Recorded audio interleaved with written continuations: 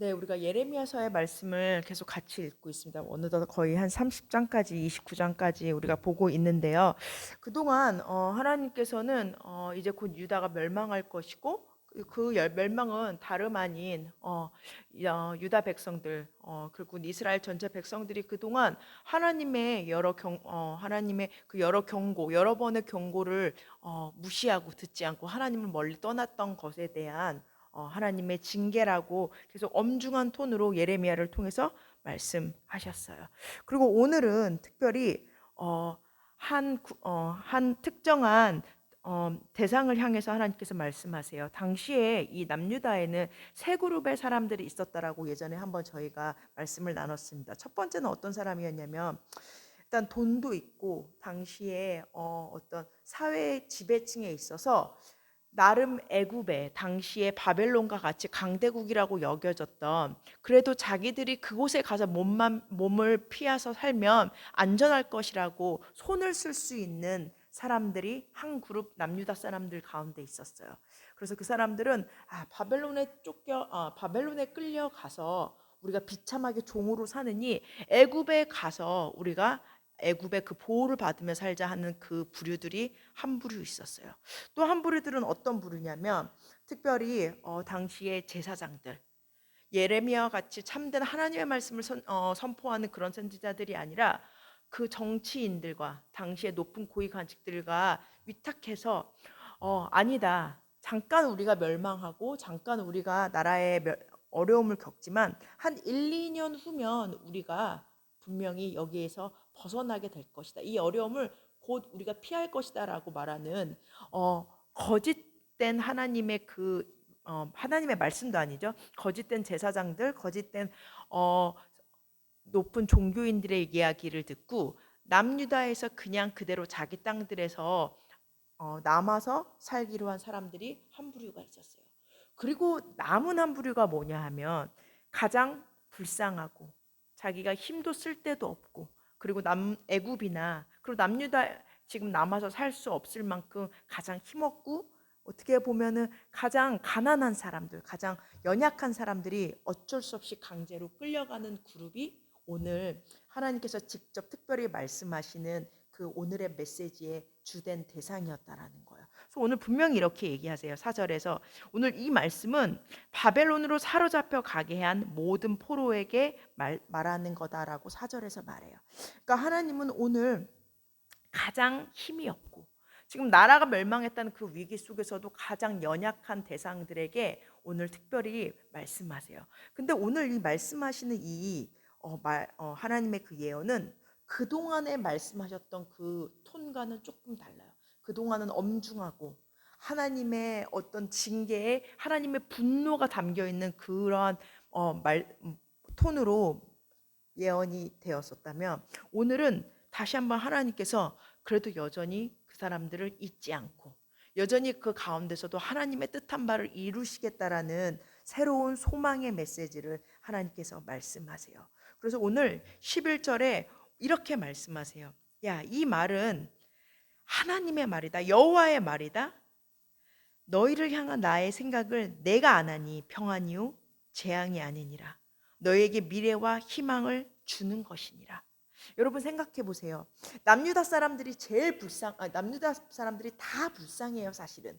나라가 망했다는 거, 나라가 멸망했다라는 거 뭐 너나 할 것 없이 불쌍하고 비참한 신세지만 앞서 말한 대로 그 중에서도 가장 연약하고 그 중에서도 가장 비참한 사람들이 오늘 이 하나님의 말씀을 듣는 사람들인데 그 절망스럽고 가장 비참한 가운데서 어떻게 보면 가장 소망이 없는 절망 가운데 있는 사람들에게 하나님은 먼저 이렇게 말씀하세요.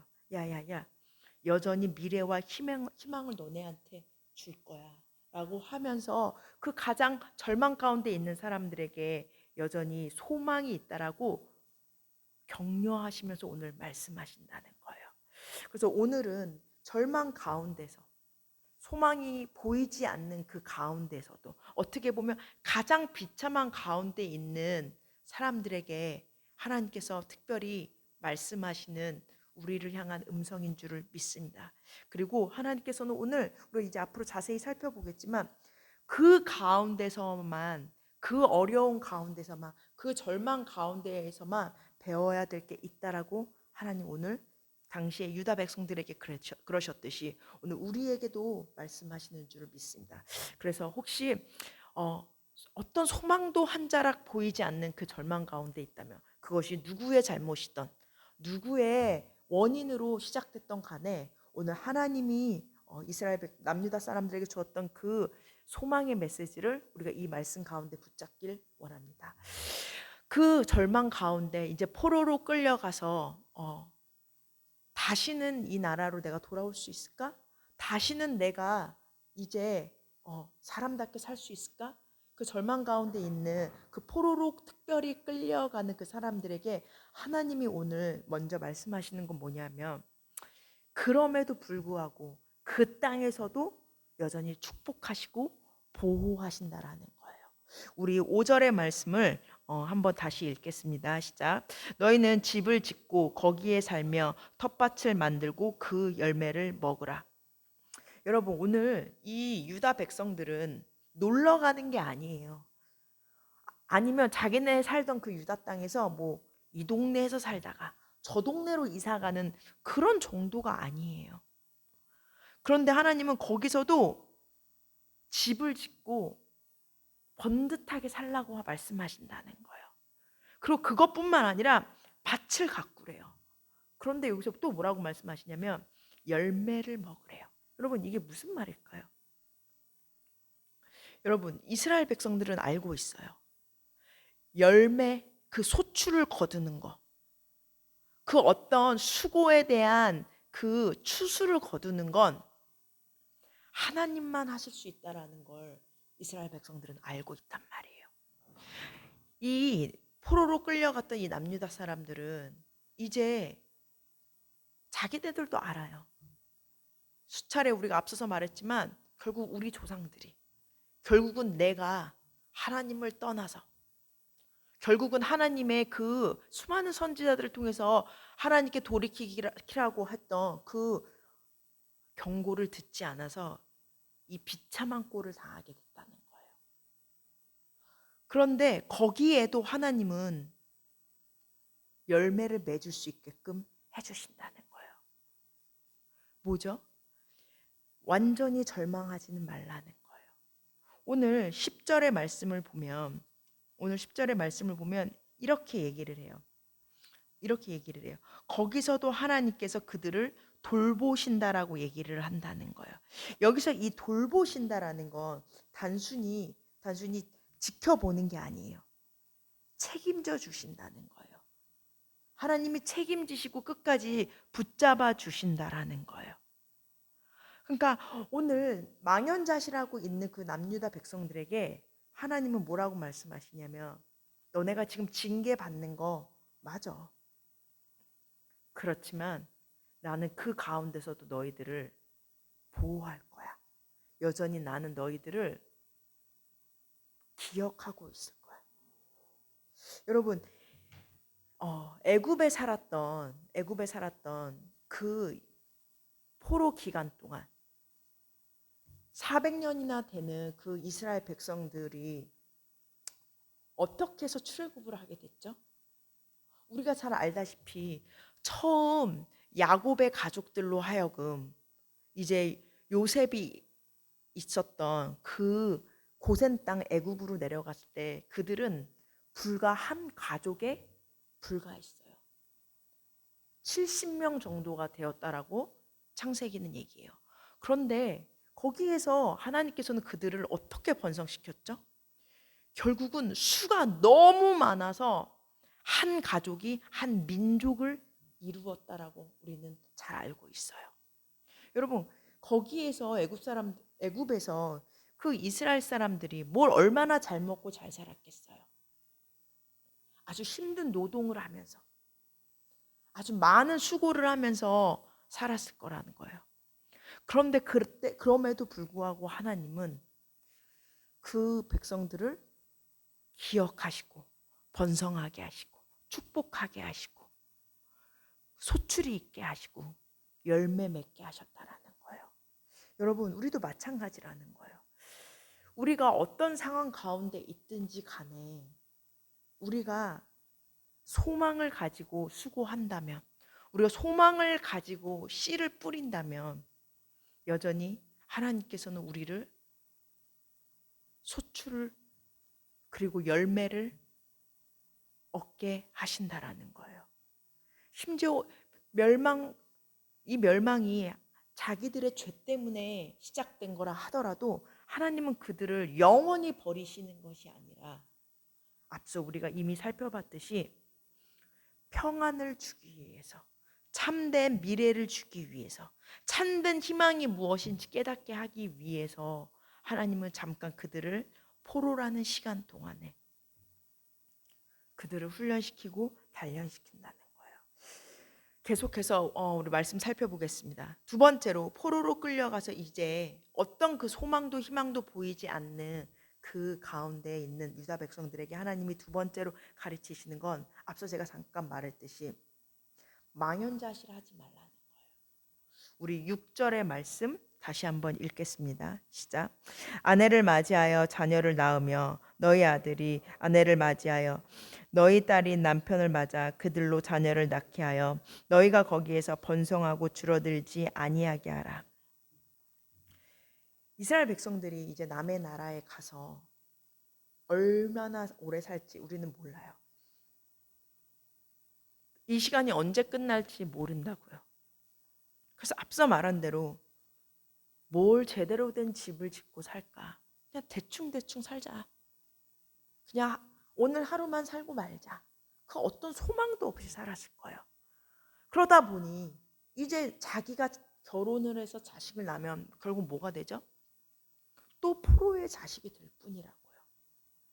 내가 끌려온 것도, 내가 나라를 잃은 것도 서러운데 내 자식한테도, 내 자식의 자식한테도 그 비참한 신세를 물려주고 싶은 부모가, 조상이 어디 있냐는 거예요.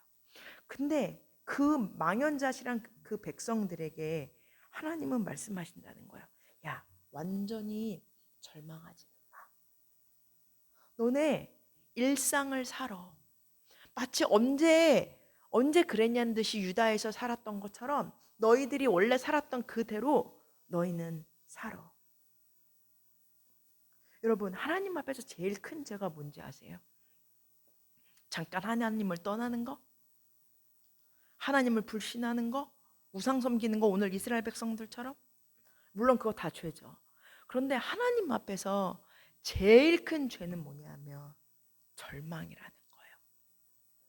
하나님의 그 여전히 일하고 있는 하나님의 그 소망을 내가 잘라버리는 거예요. 여러분, 가룟 유다가 그랬었던 것 같아요. 우리가 다 알다시피 뭐 가룟 유다 할 거 없이 베드로도 그렇고 예수님이 십자가 앞에 있을 때 사실 가룟 유다가 시작은 했지만 어느 누구 한 명 예수님 옆에 있었던 제자는 아무도 없었어요. 사실 가룟 유다나 어느 누구나 사실 잘잘못을 따진다면 사실 어느 누구도 나을 게 없다라는 거예요. 그러나 가룟 유다가 가장 비참한 인생인 건 뭐죠? 가룟 유다는 분명히 양심의 가책이 있었어요. 그래서 자기가 받은 그 돈, 예수님을 팔아서 받은 그 값을 다시 갖다 주려고 했었다라고 성경은 기록하잖아요. 그런데 결국 자기가 자기를 저버리는 거예요. 그래서 결국은 절망하고 낙심해서 스스로 목숨을 끊게 되죠. 우리가 절망 가운데 있을 때 내가 원하는 상황 가운데 있지 않고 내가 원치 않는 상황 가운데 있을 때 여러분 기억하셔야 되는 건 뭐냐면 깊이 아파하시고 깊이 절망하시고 또 하나님께 회개하고 울부짖지만 그럼에도 불구하고 여전히 하나님의 소망이 그 가운데 있다라는 거예요. 그 시간을 지나고 나면 그 시간이 영원한 것이 아니라는 거예요. 오늘 남유다 백성들의 이 포로기도 분명 짧지 않았어요. 앞서 말한 대로 거짓 예언자들은 2년이면 돼, 곧 지나갈 거라고 말했지만 70년이라는 시간 동안 그들은 바벨론 땅에 있었어야 됐어요. 그러나 하나님은 그 가운데서 절망하고 자포자기하고 인생을 놔버리면서 살기를 원치 않았다라는 거예요. 그 가운데서도 여전히 예전에 그랬었던 것처럼 소출을 소망하면서 여전히 하나님이 우리를 저버리지 않을 거야 라고 하는, 궁극적으로는 하나님께 소망을 품으면서 결혼도 하고 집도 짓고 번성하기를 소망하면서 살기를 원한다라는 거예요. 여러분, 우리도 마찬가지라는 거예요. 우리는 세상 가운데 있단 말이에요. 그러나 세상 가운데 있다고 해서 당연히 세상이 우리 뜻대로 되지 않죠. 우리가 원하는 대로 세상이 흘러가지 않죠. 그러나 하나님께서는 우리를 그럼에도 불구하고 세상 가운데, 역사 가운데서 우리를 그 시간을 지나게 하셨다라는 거. 누구는 100년, 누구는 120년, 누구는 50년. 근데 그 가운데서 우리가 하나님 나라를 우리가 소망해야 되는 건 맞지만 하나님 나라만 소망한 채 여기서 자포자기하면서 절망하면서 그냥 이 시간이 지나기만을 바라면서 죽어 있는 시간으로 흘려보내지 않길 원하신다는 거예요. 우리 앞서 우리가 읽었듯이 로마서 12장 2절의 말씀 한 번 더 읽겠습니다. 너희는 이 세대를 본받지 말고 오직 마음을 새롭게 함으로 변화를 받아 하나님의 선하시고 기뻐하시고 온전하신 뜻이 무엇인지를 분별하도록 하라. 오늘 사도 바울이 말한 이 말이 사실 예레미야에서 말한 너네는 결혼도 하고 거기서 집도 짓고 농사도 지으면서 살아라는 말씀과 일맥상통한다는 거예요. 오늘 여기서 이렇게 얘기를 해요. 너희는 이 세대를 본받지 말래요. 사실 우리나라 말로는 세대인데 영어 성경으로는 이 시대, 이 세상이라고 나와요. 이 세상을 본받지 말래요. 그 말은 뭐냐 하면 우리는 세상 가운데 있다라는 거예요. 여전히 우린 세상에서 살고 믿지 않는 자와 공중권세 잡은 자들의 그 영역 안에서 우리는 산다는 거예요.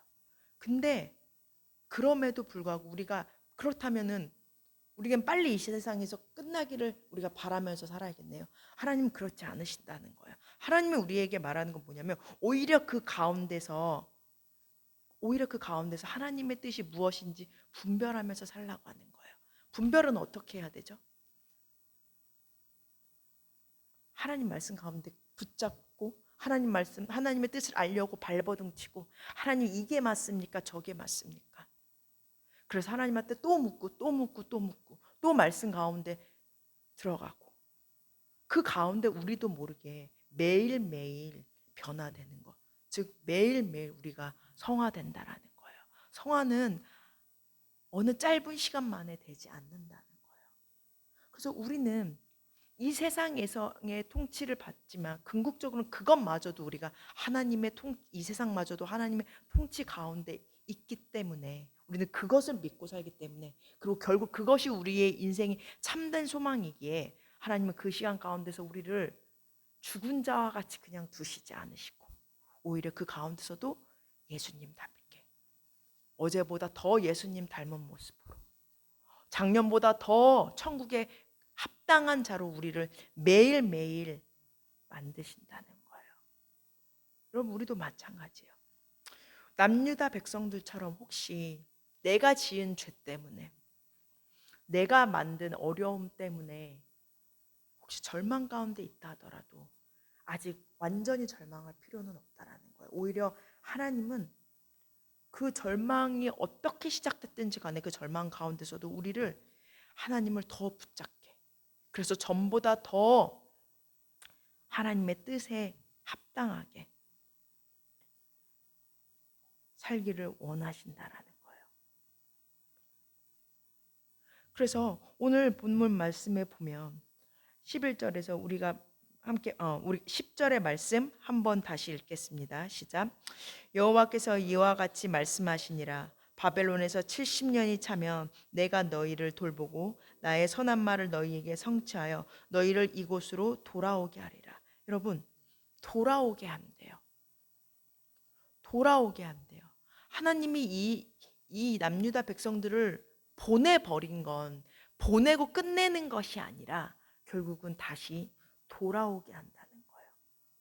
여러분, 근데 이 여러 번 우리가 함께 이야기를 나눴었지만 이 돌아온다라는 표현은 사실 돌이킨다라는 뜻이거든요. 회개랑 같은 어원을 갖고 있어요.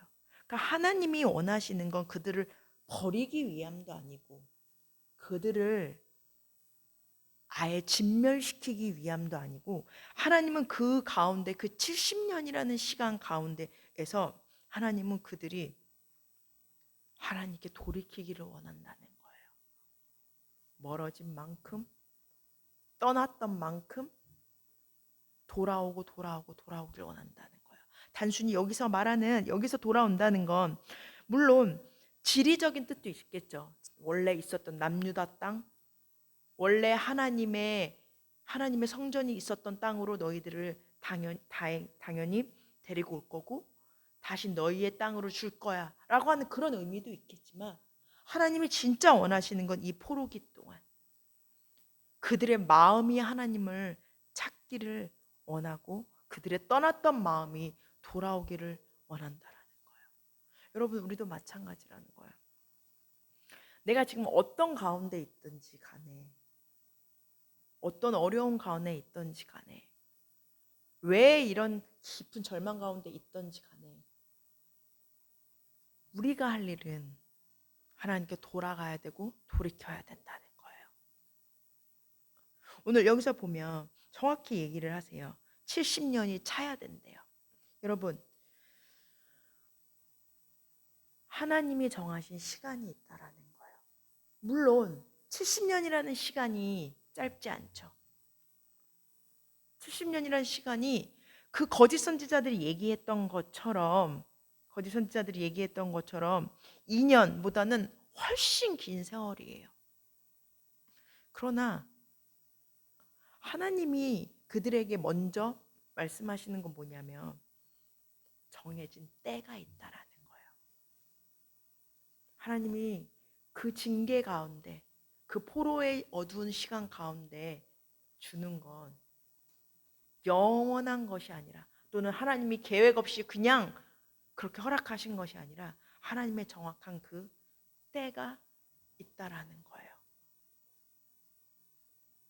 여러분, 우리도 마찬가지라는 거예요.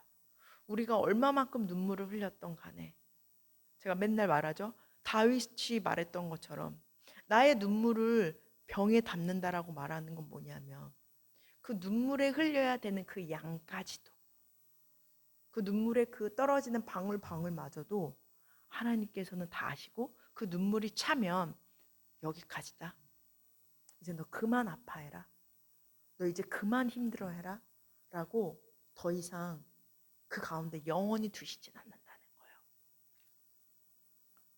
욥도 마찬가지였던 것 같아요. 욥이 점점 깊은 어두운 가운데 있는 것 같잖아요. 그러니까 욥의 입장에서는 하나님과 그 사단의 대화를 모르니까 갈수록 어려웠고 갈수록 절망이고 갈수록 비참해요. 그런데 우리는 잘 알잖아요. 너 이번에는 그의 재물만 쳐라.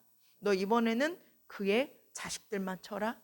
너 이번에는 그의 몸만 쳐라. 그러나 한계가 있어. 그의 생명은 건들지 마. 우리도 마찬가지라는 거예요.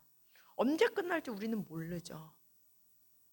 언제 그 어둠의 시간이 끝날지 우리는 모르죠. 앞서 말한 그 애굽에서 400년을 있었던 그 이스라엘의 그 시간이 400년인 줄 어떻게 그 이스라엘의 조상들이 알고 있었겠어요. 그러나 하나님께서는 그 시간이 언제 찰 거라는 걸 이미 계획하셨다라는 거예요. 그리고 단순히 그 시간 가운데 너 그만큼만 벌 받아가 아니라 그 벌 받는 가운데, 징계 가운데서도 번성하게 만드시고 결국은 그들이 하나님께 부르짖었다라고 해요. 그들은 아마 그랬을 거예요. 이 비참한 애굽 가운데서 결국 우리가 애굽에 그렇게 종로를 타면서 우리를 억압하고 우리를 그렇게 포악하게 대하는구나. 그들은 절망 가운데서 있었어요. 그러나 그것이 끝이 아니라 그들은 결국은 오늘 본문에서 말하듯이 하나님께 돌아왔다는 거예요. 돌아왔다는 게 뭐예요? 결국은 그들의 울부짖음을 들었다는 거예요. 그게 돌아온다는 거예요. 그리고 그 시간이 찼을 때 하나님은 지체하지 않으시고 어딘가에 숨어서 또 다른 그 절망의 시간을 보내고 있었던 모세를 불러서 이제 모세야 거기까지 해라. 내가 너한테 허락한 미디안에서의 삶은 여기까지야. 이제 그 시간이 찼구나. 이제 너는 가서 내 백성을 구해라 라고 말씀하셨다는 거예요. 여러분 우리도 마찬가지입니다. 언제 끝날지 얼마나 더 길게 가야 될지 여기에 무슨 소망이 있는지 완전히 절망하지 마시고 거기에 분명히 때가 있고 오히려 하나님은 그 가운데서도 지금도 일하고 계신 줄을 믿습니다. 네, 계속 하겠습니다. 세 번째로 하나님께서 그 포로 가운데 있는 사람들에게 말씀하시는 건 뭐냐면 오히려 이제 너희들은 그 가운데서 죽은 자와 같이 사는 것이 아니라 형통케 하는 자로서의 사명을 감당하라는 거예요. 7절의 말씀 읽겠습니다. 너희는 내가 사로잡혀 가게 한 그 성읍의 평안을 구하고 그를 위하여 여호와께 기도하라. 이는 그 성읍이 평안함으로 너희도 평안할 것이라. 오늘 이 짧은 7절의 말씀에 평안, 평안, 평안이 3번이나 나와요. 여러분, 포로로 끌려가는 그 포로들에게 무슨 마음의 여유가 있어서 자기들을 포악하게 끌고 가는 그 바벨론 땅을 위해서 기도하겠어요. 그런데 하나님은 오늘 그들의 정체성을 말씀하시는 거예요. 너희가 겉으로 봤을 때는 포로고 비참한 존재고 바벨론 사람들에 비하면 사람도 아닌 사람처럼 너희가 사는 것 같지만 아니야. 내 눈에 봤을 땐 너희는 거룩한 제사장이에요. 하나님의 축복의 통로라는 것을 여전히 상기시켜주고 계시다는 거예요. 그 땅은 너희를 통해서 평안할 거야. 그 땅은 너희를 통해서 복받을 거야. 하나님 다시 한번 단순히 너네가 걔네가 좋아야 너도 좋아 이게 아니라 있잖아. 내가 너희를 선택했을 때 조상 때부터 선택했고 너의 민족을 선택해서 나의 백성으로 삼았을 때는 너희는 그 어떤 민족들과 구별되어 이제 하나님의 축복의 통로가 되고 거룩한 제사장으로서의 사명을 감당하게 하기 위해서 너희를 불렀던 걸 난 아직 취소하지 않았다 라고 오늘 다시 한번 그들의 정체성이 무엇인지에 대해서 상기시켜 주신다는 거예요. 우리가 흔히 착각하는 것이 있어요. 내가 상황이 이런 상황이라면 나를 통해서는 선한 일이 나타나지 않을 거야. 내 형편이 이런 꼴이라면 하나님이 나는 사용하시지 않을 거야. 이런 상황에서는 적어도 사용할 수가 없으실 거야 라고 우리가 착각할 때가 많다는 거예요. 여러분, 요셉이 딱 그 사람이었을 것 같아요. 요셉이 그 이름 모를 그 청년이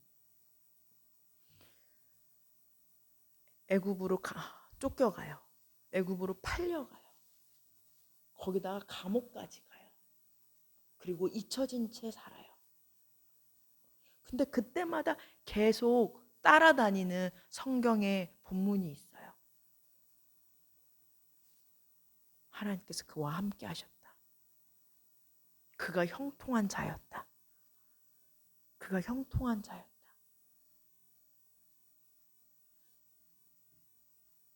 요셉이 나는 형통한 자지라고 과연 생각하고 살았을까요?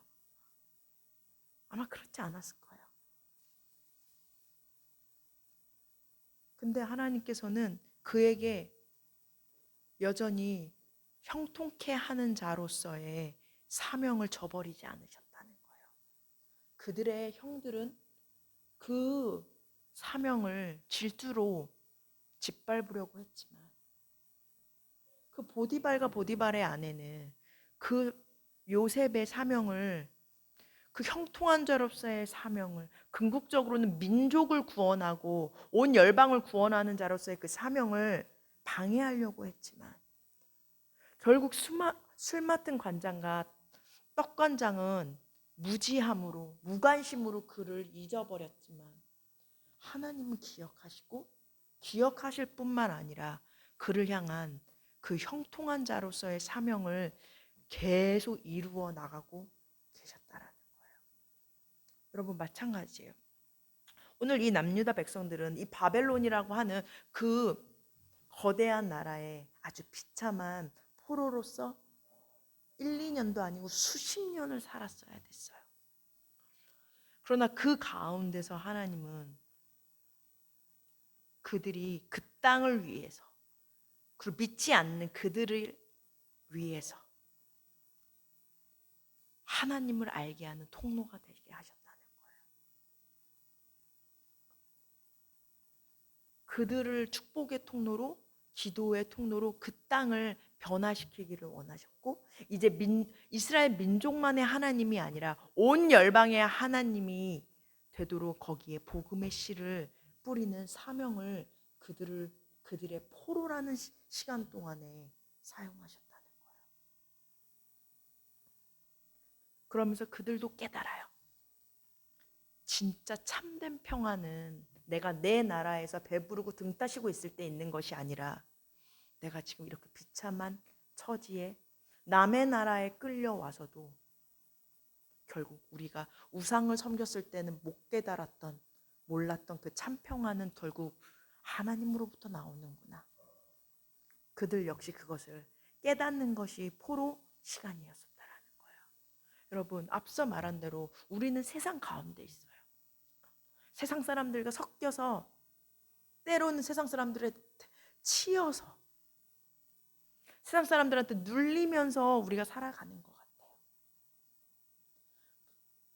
하나님을 전하기는커녕, 빛과 소금에 되기는커녕 그냥 오늘 하루하루 살기가 바빠서 차라리 이럴 거면 차라리 진짜 세상을 떠나는 게 낫지 않을까. 이렇게 하나님의 사람으로서 사명을 감당하지 못한 채 비참하게 살 거라면 차라리 세상 가운데 분리돼서 교회 안에서만 사는 게 맞지 않을까? 믿는 자들하고만 살아야 내가 그래도 내 믿음 지킬 수 있을까? 그런 소심한 생각을 할 때가 있는 것 같아요. 저조차도 그런 것 같아요. 근데 하나님은 그곳에서도 우리가 그냥 하루하루를 살길 원하신다는 거예요. 그리고 그 가운데서 나한테는 그냥 어제와 오늘과 같은 하루지만 하나님은 우리가 오히려 그 땅을, 내가 속한 그 곳이 하나님을 알던 모르던 바벨론과 같이 세상에 한복판에 있던지 간에 하나님은 우리의 기도를 사용해서 우리만 변화시킬 뿐만 아니라 그 속한 그 곳도, 그 사람들도 우리가 생각하지 못한 방법으로 하나님을 알게 하는 도구가 되시기 위해서 오늘도 삶이라는 한복판에 우리를 두고 계신 줄을 믿습니다. 그래서 우리가 기억해야 되는 건 그 가운데서도 내가 하나님이 주신 참된 평안을 깨달을 때 다시 한번 우리가 그렇지, 참된 평안은 예수 그리스도 안에서만 나오지. 그리고 우리가 그 평안을 온전히 누리는 그 모습을 보면서 세상 사람들도 뭔가 다르구나 깨달을 줄 믿습니다. 이제 마지막입니다. 이제 그 포로 시간이라는 그 절망 가운데서 하나님은 그들에게 어떻게 살라고 구체적으로 가르쳐 주신다는 거예요. 그것은 뭐냐면 그 바벨론 땅에서 살지만 그들과 섞여 살지는 말라는 거예요. 우리 8절, 9절의 말씀 다시 한번 읽겠습니다. 시작. 만군의 여호와 이스라엘의 하나님께서 이와 같이 말씀하시니라. 너희 중에 있는 선지자들에게와 점쟁이에게 미혹되지 말며 너희가 꿈도 고지 듣고 믿지 말라. 내가 그들을 보내지 아니하였어도 그들이 내 이름으로 거짓을 예언함이라. 여호와의 말씀이니라. 하나님은 아신다는 거예요. 앞서 우리가 로마서에서 얘기했듯이 하나님은 그 세상 가운데 우리에게 살라고 명령하셨어요. 너네가 세상 가운데서 사는 거 알아. 근데 살라고만 하시지 않으시고 또 동시에 또 다른 명령을 하세요. 그런데 있잖아. 본받으면 안 돼. 본받으면 안 돼. 오늘 여기서도 얘기를 해요. 너희는 속지 마. 고지 듣고 믿지도 마. 현혹되지 말라는 거예요. 두 가지의 모습이 있는 것 같아요, 우리에게는. 첫 번째는 앞서 말한 대로 세상에 나가서 내 믿음 지키는 게 너무 두려우니까 세상과는 분리된 채 살려고 해요. 그냥 교회 안에서만 아니면 소극적으로 내 믿음 지키는 것에만. 그래서 하루하루 그냥 죽은 것처럼 납작 엎드리면서 살 때가 우리가 많은 것 같아요. 또 다른 한 부류는 뭐냐면 거기서 그냥 섞여서 사는 거예요. 내가 누구인지, 왜 하나님이 여기에 나를 보내셨는지. 하나님이 애굽으로 보내셨을 때 이스라엘 백성들에게 요구하신 것이 있고 기대하시는 것이 있었던 것처럼 마찬가지로 그 바벨론으로 끌려가게 한 그 유다 백성들에게도 하나님이 원하시는 게 있었다라는 거예요. 여전히 그 가운데서도 하나님의 백성이라고 하는 그 정체성을 지키면서 살길 원했다라는 거예요. 그래서 결국 그들이 자기네 땅에서도 지키지 못했던 참된 제사를 그 바벨론의 한 복판에서 참된 예배를 드리게 되고 거기에서 참된 하나님을 만나게 된다라는 거예요. 그래서 여러분 우리가 기억해야 되는 건 뭐냐면 세상 가운데 살지만 동시에 우리가 늘 긴장 속에 있어야 된다라는 거예요. 어떤 긴장? 내가 세상과는 그래도 다르게 살아야 된다. 세상의 그 패턴을 내가 철저히 따르지 않겠다. 내가 이 세대를 본받지 않고 나는 그 세상 가운데 살지만 분명히 하나님의 사람으로서 그 정체성을 깨달은 채 우리가 살아야 되는 것이 어떻게 보면 우리의 또 다른 사명인 줄을 믿습니다. 그래서 어떻게 보면 크리스찬의 삶은 그 중간을 버티고 붙잡는 것 같아요. 세상 가운데 있지만 세상과 구별되는 삶. 그것이 오늘 우리가 살아야 되는 세상에서도 마찬가지인 줄을 믿습니다. 이제 말씀 정리하겠습니다. 오늘 하나님께서 포로로 끌려가는 그 남유다 백성들에게 가장 비참한 사람들에게 멸망하는 그 민족들 가운데서도 가장 불쌍한 부류에게 하나님은 오히려 가장 큰 소망을 품고 계시다는 거예요. 그러면서 그들을 안심시켜 주신다는 거예요. 오늘 아까 우리가 11절에서 봤듯이 나에게는 여전히 생각이 있다는 거예요. 우리가 막 그런 얘기 하잖아요. 생각이 없어서 내가 지금 이 가운데 하나님 생각이 있으세요? 생각이 있으면 어떻게 나를 이런 데 보내실 수가 있어요?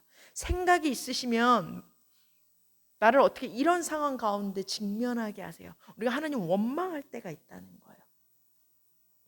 근데 하나님 말씀하신다는 거예요.